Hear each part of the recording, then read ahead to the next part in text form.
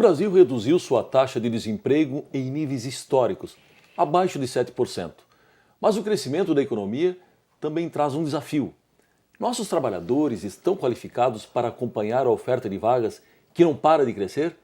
É o que vamos discutir a partir de agora no Justiça do Trabalho na TV, produzido pelo Tribunal Regional do Trabalho de Santa Catarina. Está conosco o economista José Álvaro de Lima Cardoso. Ele é supervisor técnico em Santa Catarina do DIEESE, Departamento Intersindical de Estatística e Estudos Socioeconômicos. Bem, José Álvaro, é um prazer tê-lo conosco mais uma vez no programa. Prazer é meu. Eu começo perguntando sobre aqueles conselhos que nos davam os nossos avós e até os nossos pais em épocas mais bicudas, mais difíceis em matéria de emprego. Eles nos aconselhavam a pegar o trabalho, a pegar qualquer tipo de trabalho. Não havia muitas alternativas numa certa quadra da economia brasileira e esse conselho era um conselho que a gente recebia em casa. Eu pergunto, a situação econômica que estamos vivendo hoje no Brasil está permitindo ao trabalhador brasileiro escolher onde e como quer trabalhar? Olha, Vanderlei, eu acho que para a maioria ainda não. Eu acho que a maioria dos brasileiros ainda precisa encarar o trabalho mais ou menos dentro da prescrição dos nossos avós, né? Certo. Porque, por enquanto, quem pode se dar o luxo de escolher o seu trabalho, de trabalhar naquilo que deseja, ainda é uma minoria qualificada, né? Normalmente trabalhadores intelectualizados que tiveram a oportunidade de se escolarizar, de se formar, tiveram tempo para isso. Porque para a grande maioria dos trabalhadores, é verdade que o mercado de trabalho vem apresentando mudanças, sem dúvida alguma.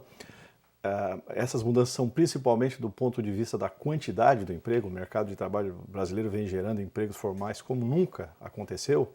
E isso, evidentemente, já está levando em alguns segmentos a uma mudança qualitativa, porque tu começa a conseguir melhorar salário, começa a melhorar as condições de trabalho em alguns segmentos, mas esse é um processo incipiente ainda. Para a maioria dos trabalhadores, a situação mesmo trabalho significa sair da zona de conforto, se dedicar, encarar com garra, né, e com muita vontade e menos com prazer. Obviamente que talvez lá no futuro, né, daqui a algumas décadas, a gente vai chegar nesse nível, eu torço para isso, especialmente se o Brasil entrar aí num período de crescimento sustentado, né, onde cada vez mais haja ofertas de empregos e bons empregos, mas por enquanto a maioria ainda não pode abandonar a prescrição da vovó. Tá certo, o conselho continua valendo. Exatamente. Bem, eu gostaria que você comentasse agora essa questão do número de admissões, o número de demissões no Brasil, isso tudo aliado ao crescimento vegetativo da população economicamente ativa. E também explicasse o que é essa coisa do crescimento vegetativo dessa população economicamente ativa. E depois também, qual o reflexo que isso tudo acaba trazendo para a economia. O chamado crescimento vegetativo da população economicamente ativa é a diferença entre aqueles trabalhadores que entram no mercado de trabalho, que ficam, digamos, em condições de ingressar no mercado de trabalho, e aqueles que saem.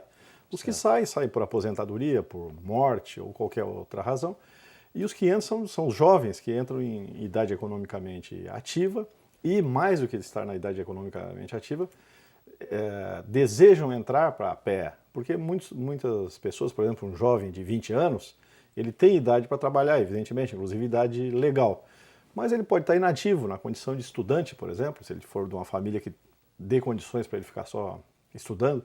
Então a PE, o chamado crescimento vegetativo da PE é isso, a diferença entre os que entram e os que saem do mercado de trabalho. Certo. Obviamente, num país jovem como o Brasil, esse crescimento é positivo, né? Em alguns países onde a população já está idosa, está velha, sai mais gente do mercado de trabalho do que entra. Não é o caso do Brasil, evidentemente, que é um país ainda eminentemente jovem, e aí a cada ano a população economicamente ativa cresce de forma vegetativa, porque o número de pessoas que entram é bem maior do que os que saem.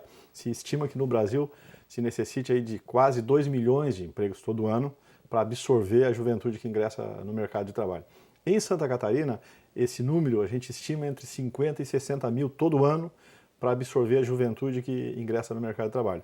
Como tu mencionaste aí, está havendo um fenômeno muito recente no Brasil, que é o fato de que o mercado de trabalho vem gerando empregos em número superior ao crescimento vegetativo da PEA. Santa Catarina, por exemplo, se a gente olha para os últimos 12 meses, foram gerados aí cerca de 105 mil empregos de carteira assinada e entraram cerca de, no máximo, 60 mil jovens no mercado.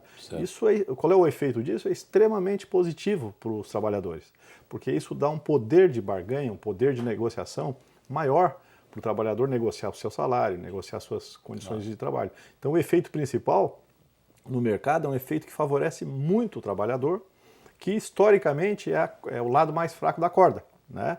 Porque quando tu tem muito desemprego, um desemprego muito elevado, tu está gerando empregos abaixo do crescimento da pé, o que acontece? Sobra trabalhadores e aí, digamos, o lado mais forte fica sendo o lado patronal. Isso é o que historicamente acontece. Excepcionalmente, nos últimos anos está ocorrendo o contrário. Certo. Eu gostaria que você comentasse agora um pouco essa questão do dilema do primeiro emprego, né? Se costuma ouvir por aí que os jovens têm dificuldade de conseguir o primeiro emprego porque não têm experiência, né? E o fato é que ultimamente tem se observado que há um número maior de jovens conseguindo esse primeiro emprego. Isso é decorrente de alguma iniciativa do governo federal, como o Programa Primeiro Emprego, ou decorre do próprio aquecimento da economia, ou as duas coisas juntas? É o aquecimento da economia. O Programa Primeiro Emprego do governo federal, acho que se não me engano, ele começou em 2003, no primeiro ano do governo Lula, e foi extinto em 2007 pelo seu rotundo fracasso. Ele fracassou completamente. O número de jovens que começava a trabalhar em decorrência desse programa era um número ridículo, quer dizer, não tinha expressão nenhuma. E o próprio governo admitiu que foi um fracasso. E segundo o diagnóstico do próprio governo, é que eles fizeram uma avaliação incorreta. Eles acharam, o governo achou, que os patrões não empregavam por falta de incentivo fiscal. E aí o primeiro emprego propunha esses incentivos, oferecia para os empresários esses incentivos fiscais. Mas de fato não funcionou mesmo. E na verdade o que vem gerando empregos para o jovem também, tu lembrou corretamente que vem aumentando essas vagas para os jovens, é o mercado. É o fato de que a economia brasileira vem crescendo, né? O Brasil está incluindo milhões de trabalhadores no consumo.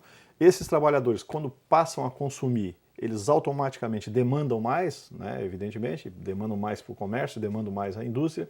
E esse efeito, esse ciclo virtuoso, é que tem levado ao crescimento das oportunidades para todos os segmentos. Então, aqueles segmentos, né? Por exemplo, os idosos, as mulheres, os negros, né, e outros segmentos que sofriam discriminação no mercado de trabalho, essa discriminação está reduzindo. Os jovens sem experiência? E evidentemente os jovens sem experiência, esses segmentos, essa discriminação contra esses segmentos está diminuindo.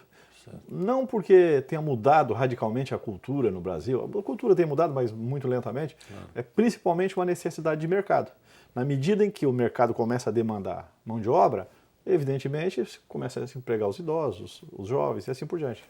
Está na hora do intervalo, nós voltamos em seguida, só um minuto.